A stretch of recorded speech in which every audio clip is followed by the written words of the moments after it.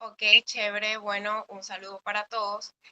Nos encontramos el día de hoy con el primer teniente de bomberos, ingeniero Helio Pimentel, eh, para que nos dé y nos hable en esta entrevista sobre el tema de la educación ambiental y qué protocolos debemos hacer ante desbordamientos de quebradas en zonas vulnerables. Específicamente, bueno, mucho gusto. Yo soy Paola Cueva, soy estudiante del noveno semestre de Comunicación Social en la UCB.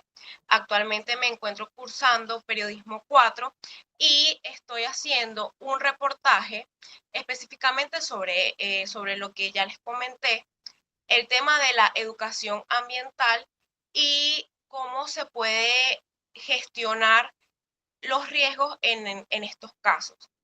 Inspirada en un hecho que ocurrió el 1 de septiembre aquí en la localidad en la que vivo, en Santa Lucía, ubicada en los valles del Tuy, en donde se desbordó la quebrada Agua Bendita y no hubo pérdidas humanas, sin embargo sí hubo muchas pérdidas materiales y bueno, básicamente esto.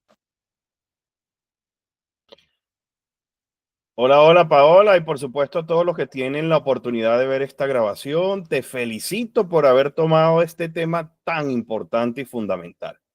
De hecho, tú dices inspirada, yo creo que más que inspirada, motivada, sensibilizada por algo que directamente afectó a tu comunidad y que día a día afecta a diferentes comunidades, Paola. Te propongo que hablemos un poquito de lo que es la gestión de riesgo como introducción y bueno, luego haces tus preguntas. ¿Qué te parece? Chévere, perfecto. Vale, Paola. Fíjate, desde el punto de vista de los desastres, eh, se habla de la gestión integral del riesgo, incluso algunos lo mencionan como reducción del riesgo de desastres. Bajo este enfoque, tenemos que entender que el primer concepto importante de tener claro es lo que es la amenaza. ¿Qué es la amenaza? El peligro, lo que representa algún potencial de daño, bien sea natural o antrópico. Ya vamos a definir lo que es antrópico. Sé que esa palabra puede sonar un poco compleja. Natural, como todos conocemos, cualquier evento que pueda generar un daño a la comunidad. Por ejemplo, un sismo, mucha lluvia, avalanchas, deslizamientos, volcanes o incluso tsunamis, como la película de Lo Imposible, que además se las recomiendo. Y analizarla desde el punto de vista de desastres. En función de eso, entonces tenemos ya claro lo que es la amenaza natural, pero también existen amenazas antrópicas. Antrópica quiere decir causada por el ser humano. Por ejemplo, tecnológicas, una planta química que explote, un tanque petrolero que se incendie y afecte a una comunidad, e incluso un atentado terrorista, guerras, manifestaciones, eventos sociales. Entonces, dividimos las amenazas, ese peligro, en naturales y en antrópicas. Pero además de la amenaza, está la vulnerabilidad, Paola. ¿Qué es la vulnerabilidad? Pues precisamente la capacidad o no que tengo yo como sociedad, como individuo, como escuela, como hospital, como empresa privada incluso, de resistir esa amenaza. Vamos a ponerlo sencillito. Tenemos una zona sísmica y tenemos una casa que está construida de una forma muy precaria y otra que fue construida por un ingeniero especialista en tema de sismoresistencia. La amenaza es la misma, es la zona sísmica, como en nuestro caso en Venezuela, pero la vulnerabilidad de la casa que fue construida de manera precaria va a ser mayor. Por eso es que el resultado de multiplicar la amenaza por la vulnerabilidad es el riesgo, ese famoso riesgo. La definición sencilla de riesgo, entonces es la amenaza es la multiplicación de la amenaza por la vulnerabilidad. En función de esto, tenemos lo que es el concepto de riesgo. Y ya para entonces hablar de la definición de la gestión integral del riesgo, es ese proceso sistemático, metódico, donde hay involucrados entes como gobiernos, estados, empresas, sociedad, juntas comunitarias, etcétera, para mitigar, minimizar ese posible riesgo, trabajando principalmente en las vulnerabilidades y en las amenazas que se puedan atender. Esto es lo que es la introducción o básicamente lo que es amenaza, lo que es vulnerabilidad y lo que es riesgo. En tu caso, hablamos de una amenaza natural desde el punto de vista de desbordamientos, crecidas, inundaciones, etcétera, relacionadas a un fenómeno hídrico, que es el caso de las quebradas, ríos, riachuelos. Cuéntame un poquito de qué fue lo que sucedió allí y ya pues comencemos con tus preguntas. Chévere. Bueno, básicamente, según las entrevistas que ya he realizado, lo que ocurrió ese día fue, bueno, llovió mucho y la quebrada creció con muchos desechos sólidos de troncos, ramas y basura. Como usted ya estaba comentando, esa multiplicación de amenaza más vulnerabilidad es lo que produjo un riesgo. Y las personas que tenían sus viviendas a las orillas de las quebradas fueron las principales afectadas. Entonces, bueno, como ya le comentaba, no hubo pérdidas humanas, gracias a Dios. Sin embargo, sí hubo muchas pérdidas materiales. Y el fin de esta entrevista sería básicamente que, bueno, que me cuente cómo se podría mitigar esos desastres y qué protocolos se tienen que hacer. Entonces, en ese sentido, ¿cuáles serían esos principales factores que contribuyen a un desbordamiento de una quebrada? Ok, excelente pregunta. Y fíjate que en función de lo que hemos venido conversando, procedimientos o protocolos o planes de emergencia, pues definitivamente son fundamentales. Pero la gestión del riesgo debe ser más preventiva, más proactiva, prospectiva, proyectiva, más que reactiva. Es decir, esta parte de la respuesta a emergencia es como la punta del iceberg.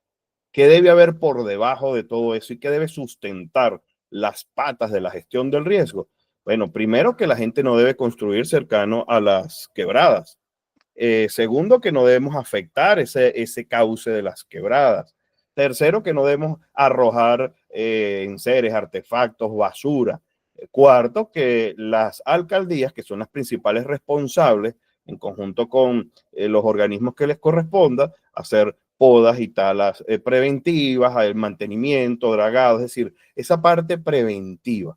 Incluso algunas alcaldías en algunos sitios han instalado unos sistemas que se llaman de alerta temprana, donde puede haber, por ejemplo, una cámara de estas de seguridad que sea monitoreada de una protección civil, por mencionar un ejemplo, o algo que llaman lineómetros, que es como una especie de regla donde la misma comunidad puede reportar cuál es la altura del nivel del agua.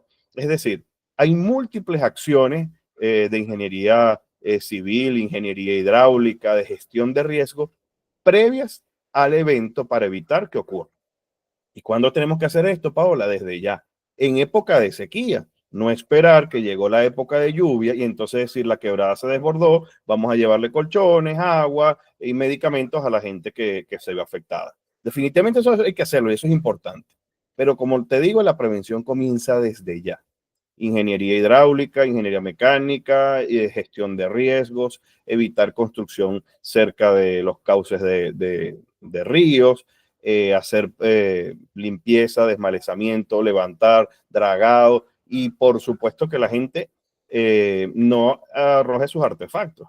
Sin embargo, esto hay que entenderlo además desde un punto de vista social. Por ejemplo, otra persona que puedes entrevistar, que es el profesor Rogelio Altés, él es antropólogo sociólogo, no recuerdo bien, pero desde el punto de vista social, ¿por qué la gente arroja la basura al río? Porque es lo que les queda cerca, porque no tienen un servicio adecuado de recolección de desechos sólidos, es decir, no pasa el aseo frecuentemente por sus casas. Por eso es que se habla de la gestión integral del riesgo. Es normal. Yo creo que todos, yo mismo, prevencionista, si no pasa aseo a mi casa y atrás tengo una quebrada, es posible que yo arroje. Creo que no llegaría a eso, ¿no? Porque uno está muy formado en esto y los principios van en contra de eso. Pero es lo que normalmente la gente haría. Ok, bueno, la segunda pregunta iba más o menos dirigida a eso, a cuáles serían esas acciones preventivas para mitigar estos desastres. Sin embargo, bueno, considero que ya está respondida, a menos que quiera agregar información adicional de la que ya me venía comentando. Bueno, fíjate que sí, acciones preventivas son muchas y como tú bien dices, lo que hemos venido mencionando, pero hay muchos aspectos que quedan en el aire. Por ejemplo, la importancia de que la gestión integral del riesgo y la reducción de desastres sea un eje transversal en la formación, en el currículum de la escuela a los diferentes niveles. Es decir, que desde niños, desde preescolar, ya el niño tenga la formación en cuanto al desalojo, a la evacuación, al plan de escuela segura, a esa conciencia de entender la importancia de la gestión de riesgo, porque eso van a ser los profesionales del día de mañana, es decir, un contador, un administrador, una enfermera, alguien que parece que no tiene nada que ver con la gestión de riesgo. Somos individuos de una sociedad y como individuos de esa sociedad debemos estar entonces sensibilizados, concientizados, preparados hacia esa gestión del riesgo. Chévere. Bueno, ya para cerrar como última pregunta, ¿cómo considera usted que se podría fomentar esa conciencia, esa importancia para nosotros, bueno, conocer y respetar nuestro entorno, valorar la naturaleza y que no se siga haciendo este tema de botar basura en las quebradas? Bueno, excelente, genial tu pregunta porque he estado muy concatenado con lo que hemos venido conversando. Y fíjate que te planteé el tema de las escuelas, pero yendo más allá en las universidades. De hecho, cuando conversábamos antes de la entrevista, te mencionaba la importancia precisamente de que los periodistas, los comunicadores sociales, tengan una formación en gestión ambiental, en ecología, en gestión integral de riesgo de desastres, porque ellos son embajadores y comunicadores de esto. Incluso, fíjate que también te comentaba algún ejemplo de quizás una animadora de un programa, de un magazine, que dijo que un sismo había sido de 7 en una escala de Fahrenheit. Entonces, esa alfabetización que como periodistas deben tener hacia la parte de gestión de riesgo, de desastres, de emergencias, y entender, por ejemplo, que los desastres no son naturales, que muchas veces hablamos de desastres naturales, y en función de lo que hablamos, es normal que la naturaleza, el río crezca, que se desborde, es normal que haya un deslizamiento, que haya un terremoto, lo que no es normal es que mi casa se inunde. Entonces, bueno, precisamente aquí donde yo vivo en un semisótano, en la parte de atrás hay un sumidero que recoge todas las aguas de la casa. En par de oportunidades el agua estaba muy cercana y yo digo, ay, yo como gestor de riesgo, bueno, tuve que ampliar mi alcantarilla, tengo aquí un sistema de detección de inundación que muy económicamente me avisa por Wi-Fi si hay agua aquí o presencia. Entonces, es reto colectivo, escuela, universidad, gobierno, alcaldías. Todos debemos ir hacia fomentar el tema de la conciencia ambiental. Fíjate que obviamente hay otras experiencias como las multas. Los gobiernos o los estados donde hay multas, bueno, definitivamente también esto es una ayuda, multar a la gente que hace deforestación, que arrojen seres a quebradas y cosas por el estilo.